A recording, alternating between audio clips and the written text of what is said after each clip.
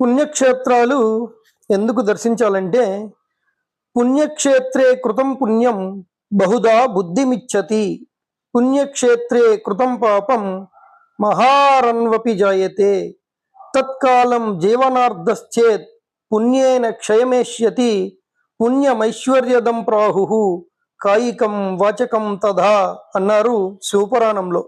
అంటే పుణ్యక్షేత్రాలలో చేసిన కొంచెం పుణ్యమైనా కానీ ఎన్నో రెట్లు అధికంగా వృద్ధి చెందుతుంది.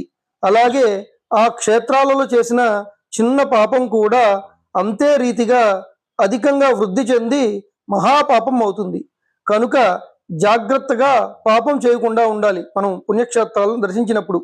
ఇక పుణ్యక్షేత్రాలలో నివసిస్తే లభించే పుణ్యం వల్ల అప్పటిదాకా చేసిన పాపం వెంటనే కూడా క్షయమైపోతుంది. అలా పుణ్యం అనేది మానవులకు ఐశ్వర్యాన్ని ఇస్తుందని పూర్వం మహర్షులు ప్రవచించారు.